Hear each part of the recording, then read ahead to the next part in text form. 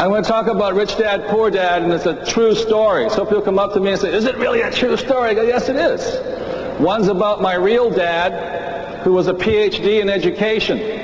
Brilliant man. He graduated from university in less than 2 years. He then went on to Stanford University, the University of Chicago, and Northwestern University. The guy was an academic genius. And then my other dad was my best friend's father. And my best friend's father was a high school dropout. Now, guess which was the rich dad?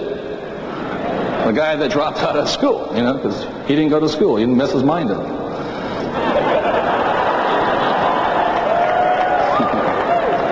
Anyway, both dads recommended I go to college anyway. So Rich Dad, Poor Dad is about the story of these two different fathers recommending different things for me. For instance, my poor dad, the PhD, he always said to me, go to school, get good grades so you can find a nice, safe, secure, what? Job. And that was good if you were born before 1950 or 30, but today there isn't really a safe, secure job. They don't pay that well anyway. And what my rich dad said to me was, don't listen to your old man, listen to what I have to say. And my rich dad said to me, don't work for anybody else, build businesses. What he said to me was, thank you. So I have, since a little kid, have been building businesses. Spring of 1999, I'll be launching my next book. And that book is called The Cash Flow Quadrant. Was it called The Cash Flow what? Quadrant. And I'll show you the cash flow quadrant now. I showed it to the directs the other day. This is the cash flow quadrant. And I think this has tremendous relevance to your life or your work here. This is what my rich dad showed me. The cash flow quadrant, the E stands for employee. What does E stand for? Employee. Very good. What does S stands for? Self-employed. What does S stand for? Self-employed. B stands for business owner. What does B stand for? Thank you. And I stands for investor. What does I stand for? Investor. So, the reason it's called the cash flow quadrant, it's because it's where does your cash flow from. So let's say you're a postal worker and you have a W-2, then you're an employee. The trouble with being an employee, who gets taxed the hardest? Employees. That's the problem with getting a nice, safe, secure job. So what a lot of people did during this downsizing days and all that, well, let me first say this. The self-employed person, a lot of people say they own their own businesses, which is true. But there's a difference between a self-employed business person and a business owner. And the difference here is this. A self-employed business person cannot leave the job. In other words, if they left, the income would go up or down. Down. In many cases, this is an electrician, a plumber, a dentist, many small business owners, etc., salespeople. They're self-employed. A business owner, on the other hand, the defining thing my rich dad said between a business owner was a business owner could leave the business for a year or more and come back, and the business would be running better, income would be up, and you could go off for another year if you wanted. And that was a defining difference here between a self-employed business owner and a business owner. Those are the differences. So one of the things that my rich dad taught me is you have to learn to work with people, and you listen to a person's words. I can tell an employee by their words. When somebody comes up to me and says, I'm looking for a nice, safe, secure what? Job with benefits, I know I have somebody who comes from the value system of an employee, the mindset of it. When I meet somebody who says to me, I charge $100 per hour, or I just can't seem to find good employees, or my commission rate is 6%, generally they're self-employed. The problem that I found in education, academic education, is they tell people, my poor dad said was go to school and find a nice, safe, secure what? Job. This is my poor dad's advice. And what my rich dad said to me was don't bother with that, go this way, build companies, build businesses. My rich dad said to me, if you want job security, own the company. That was the best thing you could do. So I learned to build businesses here. Just as a stat for you, if you're interested, is that the average rich person throughout the world, 30% of their income comes from here and 70% comes from there. And the average poor middle class person, their income comes from here.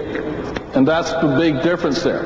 So that's why I wrote Rich Dad, Poor Dad, is to become wealthy, you have to learn to have businesses or other people work for you. So my Rich Dad taught me was this. It says that a business owner, what they're always looking for are excellent systems and excellent people. And that's what I studied, systems and people. There's three kinds of systems primarily in the world today. One's a C corporation. IBM is a C corporation. Most rich people own C corporations. Then in the 40s, 50s, and 60s, another thing came on the line. It was called franchises. One of the most famous franchises was what? McDonald's, today the largest landholder in the world. And in the 50s, 40s, 50s, and 60s, franchises were considered illegal. And then there came out a new one in the 60s, a thing that most of us are in here, is a thing called network marketing. And that's a business because it's a system with what? People. That's what makes it a system, that the individual can actually move on and have a system and people work for them. I have personally, my oil company, my mining company, my real estate companies, some education companies are primarily C corporations. One of them went public off of the Canadian Exchange in Vancouver. The other one I have here is I've built franchises.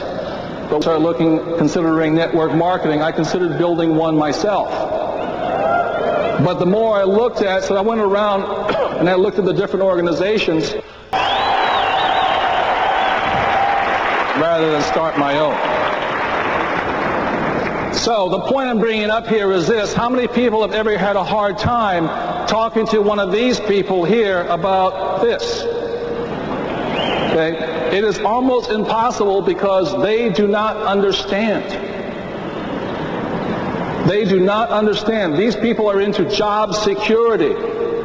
They want to know, and these people here, a business owner, and many times when I'm building a business, I may not get paid from anywhere from 1 to 7 years.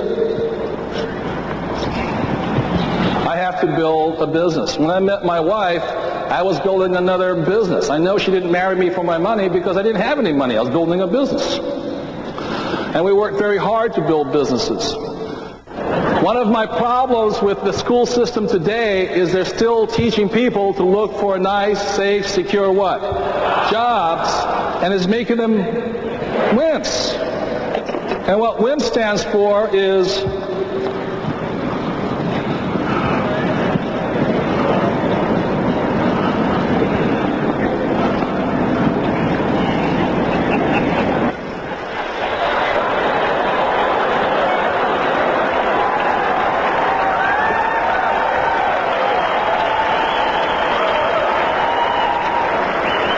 what does WIMP stand for? Where is my paycheck, sir?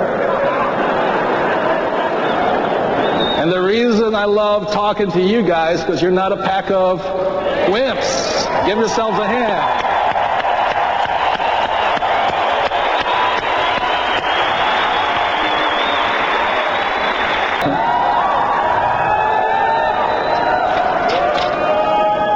So the thing I want to talk with you about is a lot of times when I talk to other audiences, most corporations don't invite me in to talk to their employees. They don't like me for some reason. I can't figure out why. Because I predominantly teach business, entrepreneurship and investing when I teach. And so a lot of people want to find their path to financial freedom this way. The problem with this is that they're looking for nice, safe, secure jobs. They're also looking for nice, safe, secure investments. And there aren't any. And that's why they get wiped out. You know, they have this thing called a 401k and mutual funds. I mean, it's a great idea. But investing is a game of winners and losers. And I'm concerned that within the next few years, there's going to be a lot of these guys who are going to get cleaned out. Or last week, were they cleaned out? No. You're giving one of these. Oh, excuse me. What was that again? Where is my paycheck, sir?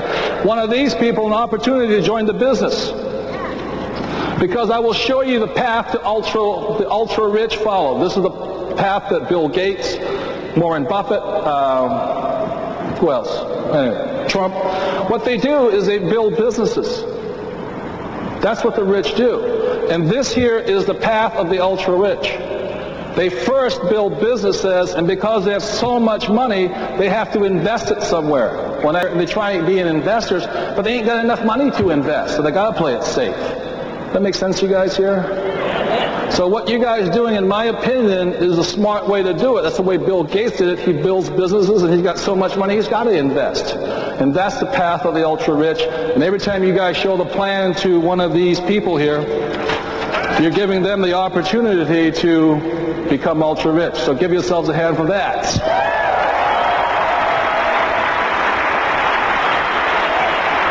What my rich dad taught me was this, and you might write this down. He says, if you want to get rich, you got to get rid of that paycheck.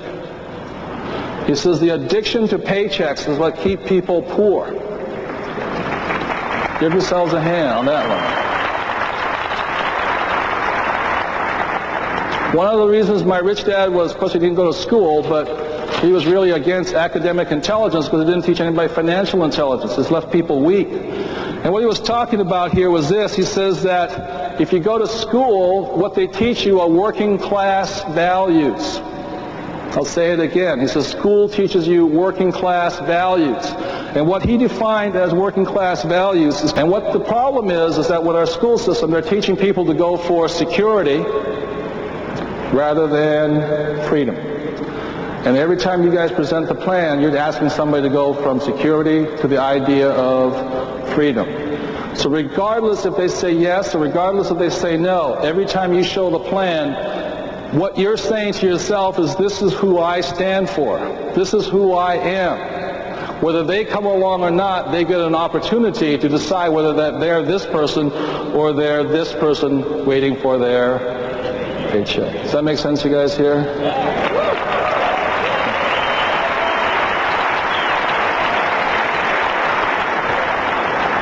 So I'll say it again for some of you out there still pussyfooting around, not showing the plan enough. Show it. Show it and show it and show it. And the more you show it, all you're saying to yourself is, this is who I am. Every time you're saying it, this is who I am.